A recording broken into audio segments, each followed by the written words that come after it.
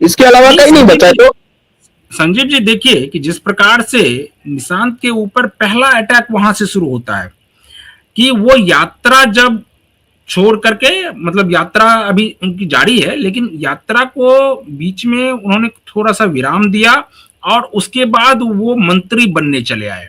जैसे ही मंत्री बनने के लिए आए, यानी कि वो राजी हो गए मंत्री बनने के लिए, तुरंत उस वक्त तक कुछ नहीं कहा गया, खास करके विपक्षी नेता के द्वारा और तेजस्वी यादव के द्वारा, कि उस वक्त तक वो बिल्कुल शांत थे। लेकिन जैसे ही निशांत ने गद्दी यानी मुख्यमंत्री मंत्री पद का शपथ लिया, उसके बाद अचानक से उसी दिन एक्टिव हो गए तेजस्वी यादव। और तेजस्वी यादव ने कहा कि यात्रा इतना आसान नहीं है। 2 दिन में उनको पता चल गया कि यात्रा की क्या स्थिति होने वाली है, और अब वो छोड़ करके मंत्री बन गए। तो ये वहां से शुरुआत है इसकी। और उसके बाद से आप देखिए कि लगातार ये पोस्ट लगातार ये पोस्ट वायरल हो रहे हैं। तो आपको क्या लग रहा है कि ये आरजेडी के तरफ से करवाया जा रहा है? नहीं, देखिए, मैं ये आरोप आरजेडी पर नहीं लगा रहा हूं, लेकिन तेजस्वी ने खुद पहले अटैक किया। सद्भाव यात्रा खत्म नहीं हुई, खत्म नहीं हुई है, ठीक है। बीच में वो आए और उन्होंने क्या बोला कि ये मंत्री पद इन्होंने ज्वाइन शपथ ले ली है, जबकि ये ना एमएलए है ना एमएलसी है। अच्छा ये बताइए, हम कोई राबड़ी जी की आलोचना नहीं कर रहे हैं। राबड़ी जी जब मुख्यमंत्री बन गई थी, जब उनको सिग्नेचर करना नहीं आता था, तो वो किचन से उठ के चीफ मिनिस्टर बन गई बिहार की। वो बिहार के लिए गौरव की बात है। फर्स्ट सीएम, महिला सीएम बनी राबड़ी, और हम सब उनका सम्मान करते हैं। बुजुर्ग महिला है और करना भी चाहिए, सबको करना चाहिए सम्मान, और बीजेपी के नेताओं को भी करना चाहिए। लेकिन मैं ये कह रहा हूं कि जब आप एक उंगली किसी पर उठाते तो 4 उंगली आपकी तरफ भी होती है। जब आप पैमाना इतना ऊंचा कर रहे हैं और आपका खुद का परिवार उस पैमाने में फिट नहीं हो रहा है, तो कम से कम वैसा पैमाना तो बनाइए जिसमें पहले आप फिट हो जाए, फिर निशांत फिट हो जाए, फिर सम्राट फिट हो जाए। तो आदर्श की बातें केवल लोग, देखिए, समाज के साथ और ये नेताओं के साथ भी नहीं है, ये बिहार के समाज के साथ भी प्रॉब्लम।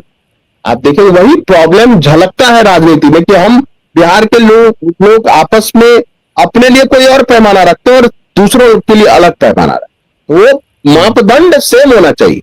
जब आप निशांत को ये कह रहे हैं कि बिना एमएलए बिना एमएलसी बन गए वो, तो मुझे बताइए, जिंदगी भर तो लालू जी की राजनीति कांग्रेस के खिलाफ रही, चलिए गांधी परिवार के भी खिलाफ रहे, गांधी परिवार के साथ आ गए। तो मैं ये पूछना चाहता हूँ, राजीव जी जब प्राइम मिनिस्टर बने, उसमें वो क्या थे? अचानक बने प्राइम मिनिस्टर, परिस्थितियां थी।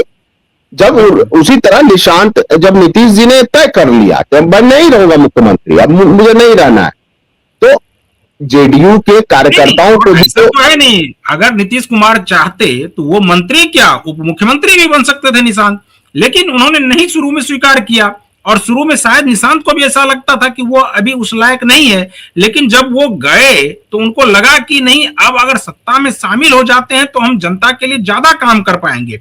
और जिस प्रकार से जो मंत्रालय उनको मिला है, उस मंत्रालय में आने के बाद वो लगातार कुछ ना कुछ रोज कर रहे हैं।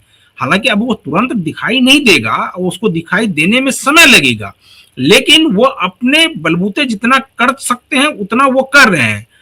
अब ये बताइए संजीव जी कि ये जो सिर्फ ये इसलिए ये अटैक कर रहे हैं कि निशांत कुमार बिना कुछ हुए, बिना किसी सदन के सदस्य रहे मंत्री बन गए, इसलिए अटैक कर रहे हैं, या तेजस्वी यादव को ये लग रहा है कि आने वाले समय में अगर निशांत कुमार इसी तरह से मंत्री रहते हुए कुछ बढ़िया परफॉर्म कर जाते हैं और सद्भाव यात्रा में उनको अगर जनता का बहुत ज्यादा समर्थन मिल जाता है, तो फिर उनकी स्थिति क्या होगी? इसका डर तो कहीं नहीं तेजस्वी यादव को सता रहा है?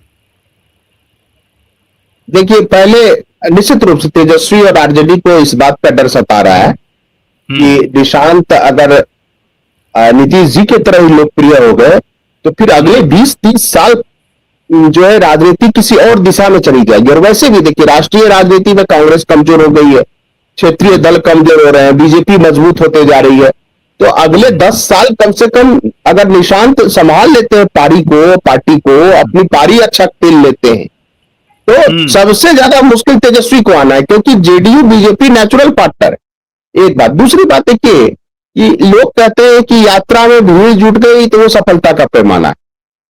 मैं याद कीजिए कि जब प्रशांत किशोर यात्रा बिहार में निकाल रहे थे तो कितनी भीड़ आती थी, वोट कितना मिला उनको।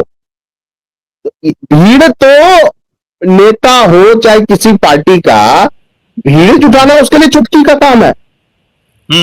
उसके लिए कुछ रिसोर्सेज चाहिए, सीधी बात है। तो क्या प्रशांत किशोर की रैली में जितनी भीड़ आई, या यहां तक कि जो यात्रा राहुल और तेजस्वी ने निकाली थी बिहार में, तालाब में भी कूद गए, मछली भी पकड़ लिया, उसमें क्या भीड़ नहीं थी? तो 1906 क्यों हो गई कांग्रेस पे? देखिए, भीड़ जो है हर समय वोट में बदलेगा इसकी कोई गारंटी नहीं। नेता और अभिनेता को देखिए, नेता और अभिनेता को लोग देखने के लिए ऐसे भी आ जाते हैं। अभी निशांत यात्रा जब निकाल रहे थे, मैंने हाजीपुर में देखा, उतनी भीड़ थी उनको देखने के लिए। फिर उधर आगे बढ़े वैशाली चंपारण गए, उतनी भीड़। तो भीड़ तो नेताओं और अभिनेताओं के, समझिए अगर कोई चलचित्र है तो उस चलचित्र का केंद्र बिंदु क्या, दर्शक। तो नेता और अभिनेताओं के, नेताओं का फिल्म क्या है, पॉलिटिक्स। तो वो बिना दर्शक के तो पूरा नहीं होगा। लेकिन दर्शक आए और हर दर्शक प्रशंसक में बदल जाए, ये बहुत कम लोगों के साथ होता है। और नायक से महानायक कोई बनता है तो वो जो दर्शकों को प्रशंसक में बदल लेता है, और प्रशंसक से आगे की सीढ़ी होती है फॉलोअर। आप देखिए, चाहे शाहरुख खान हो या अक्षय कुमार हो, मैं फिल्म की दुनिया में कह रहा हूं, या महानायक अमिताभ बच्चन हो, उन्होंने दर्शकों को अपने फॉलोअर्स में बदला। उसी तरह नीतीश जी हो या मोदी जी हो या लालू जी भी हो, उन्होंने भीड़ को वोट में बदला। लेकिन तेजस्वी की तो सभाओं में हर जगह भीड़ दिखी है, रोड शो हो, जनसभा, लेकिन वो वोट में नहीं बदली है। और एक जो समस्या ये है आरजेडी के साथ, उनका वोट बैंक रुका हुआ है। ये वो जानते हैं कि बीजेपी जेडीयू का ऐलान, अच्छा कितनी आप, मैं हैरान रह जाता हूं प्रवीण जी, हर बार जब एमएलसी का चुनाव होता है, राज्यसभा का चुनाव होता है, बिहार के कुछ पत्रकार दो पार्टियों के खात्मे की घोषणा करते हैं। और सोचिए, उतनी थेथराई से घोषणा करते हैं हर बार। एक करते हैं उपेंद्र कुशवाहा जी की पार्टी के, और दूसरा फिर मांझी जी के पार्टी की, तीसरा थोड़ा सा और बढ़ते हैं, उत्साह बढ़ता है उनका चिराग की पार्टी। भाई अभी तक आरएलएम का कोई विलय नहीं हो रहा है, मांझी का कोई विलय नहीं हो रहा है। तो आरजेडी के बहुत सारे लोग जो बोलते हैं कि जेडीयू नहीं रहेगी, जेडीयू खत्म हो जाएगी, तो इस बात को कैसे माने?